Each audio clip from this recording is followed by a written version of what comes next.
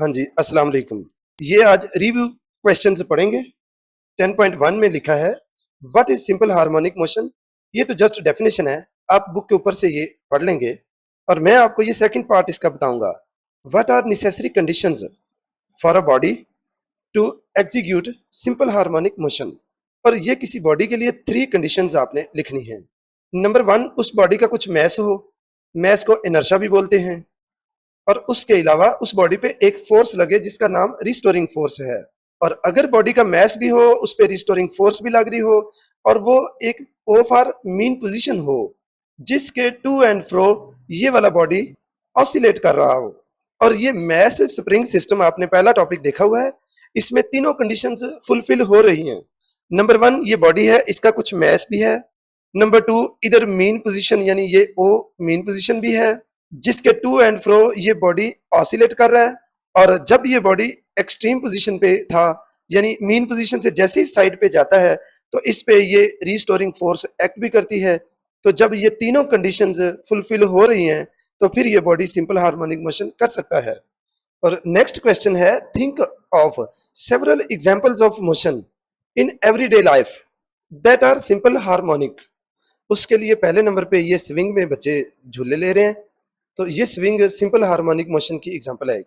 दूसरे नंबर पे ये ट्यूनिंग फोर्क है, जब ये वाइब्रेट करता है तो इससे आवाज आती है, तो इसकी वाइब्रेटरी मोशन को भी सिंपल हार्मोनिक मोशन कहते हैं। ये पेंडुलम आप देख रहे हैं, ये पेंडुलम की मोशन भी सिंपल हार्मोनिक होती है। और ये देखें, ये एक मॉलिक्यूल है, उसके अंदर एटम जो है ना, जो एटम की मोशन है मॉलिक्यूल के अंदर, ये भी सिंपल हार्मोनिक है।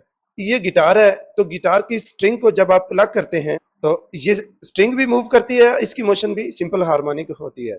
और ये ना एसी करंट है, देखिए कभी ये करंट इस साइड को जाता है, कभी दूसरी साइड को जाता है। तो इस करंट में देखिए ये चार्जेस हैं, चार्जेस कभी आगे जा रहे हैं, कभी पीछे जा रहे हैं। तो अल्टरनेटिंग करंट यानी एसी करंट इस तरह का होता है। तो ये चार्जेस की जो मोशन है, ये भी सिंपल हार्मोनिक मोशन है। और नेक्स्ट क्वेश्चन है, ड्रॉ अ ट्रांसवर्स वेव, यानी एक ट्रांसवर्स वेव अब ड्रॉ करनी है हमने विद एन एम्पलीट्यूड उसका 2 सेंटीमीटर हो। जी, एम्पलीट्यूड तो होगा 2 सेंटीमीटर एंड वेवलेंथ होगी 4 सेंटीमीटर। फिर उसको हमने लेबल भी करना है, लेबल उसका क्रेस्ट करना है और फिर ट्रफ करना है। जी, वेव बनाने के लिए ये वाली आपने लाइन बनानी है 4 सेंटीमीटर की स्केल के साथ, और उसके परपेंडिकुलर ये लगानी है 2 सेंटीमीटर ऊपर वाली साइड को और 2 सेंटीमीटर ही नीचे वाली साइड को। यानी ये भी 4 सेंटीमीटर हो गई, सेंटर से 2 सेंटीमीटर ऊपर और 2 सेंटीमीटर ही नीचे। तो इधर को भी 4। अब आपने इसके भी सेंटर में मार्क लगा लीजिए एक, यानी ये बन गया 2 सेंटीमीटर और आगे भी 2 सेंटीमीटर। इसके फिर सेंटर में एक मार्क लगा लीजिए और इसके भी सेंटर में लगा लीजिए। अब आ, अब आप ये समझ लीजिए 1 2 3 4 सेंटीमीटर की लाइन इधर को लगी है। और अब आपने वेव बनानी है। देखिए, वेव के लिए यहां तक पूरी एक वेव बनाने का तरीका ये है कि ये जो आपका 1 सेंटीमीटर है ना, यहाँ उसके सामने ऊपर और इसके बराबर एक निशान लगा लीजिए और फिर ये आप इसको ऐसे मिला दीजिए और 2 तक ले आइए। तो ये आधी वेव बन गई, हाफ। और अब ये 3 नंबर है ना, और इसके बराबर यहां एक मार्क लगा दीजिए और अब ये वेव ऐसे 3 नंबर से पास, सॉरी, इस तरह से इस डॉट से पास करके आप इधर भी वेव बना दीजिए।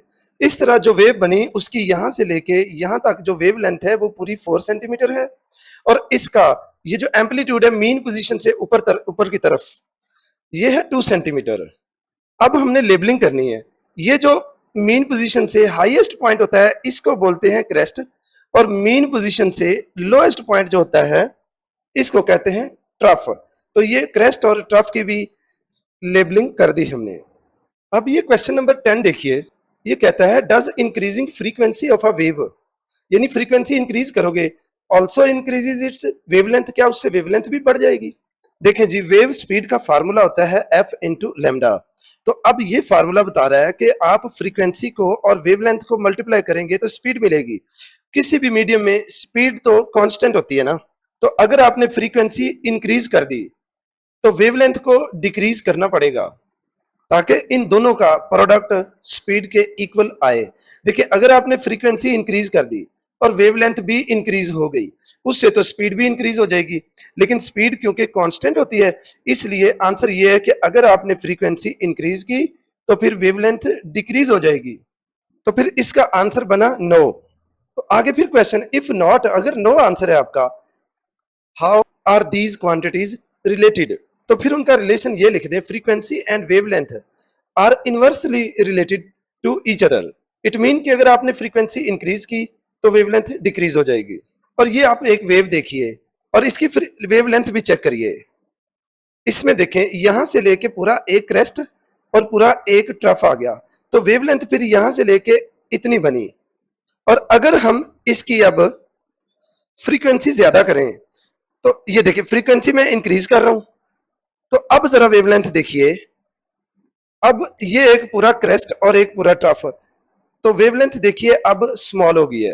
तो यहां से आपको आइडिया बहुत अच्छा क्लियर हो गया कि फ्रीक्वेंसी को जब हमने इंक्रीज किया तो वेवलेंथ डिक्रीज हो गई।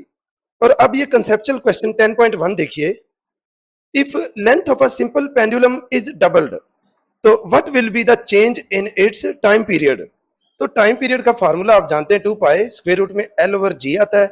जब लेंथ एल होगी तो फिर टाइम पीरियड का फार्मूला ये होगा। और अगर आपने लेंथ कर दी 2l तो फिर टाइम पीरियड का फार्मूला टी डैश लिख लीजिए, 2 पाई सिर्फ लेंथ चेंज करके लिखिए तो ये फार्मूला बनेगा। अब हम देखते हैं कि इसका, इस टाइम पीरियड का और उसका क्या रिलेशन है।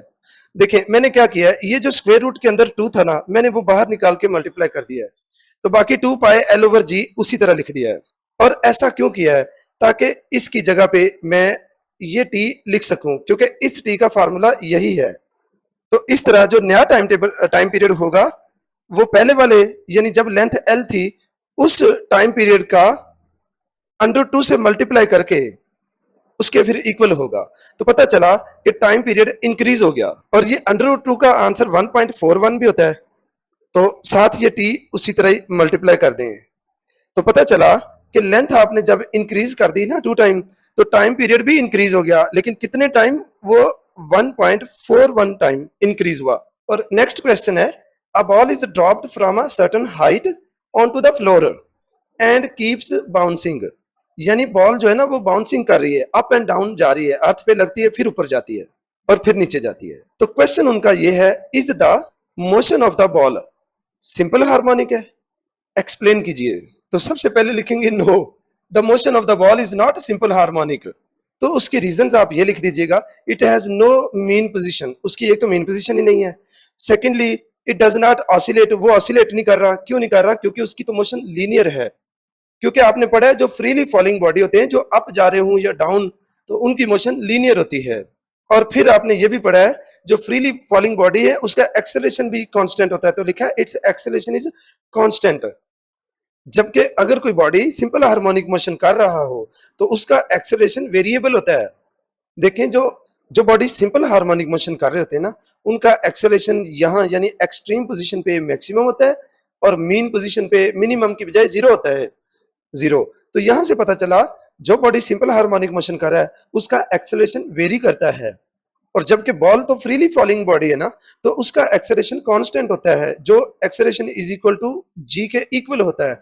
तो इन बातों की वजह से पता चला कि बाउंसिंग बॉल जो है उसकी मोशन सिंपल हार्मोनिक नहीं है।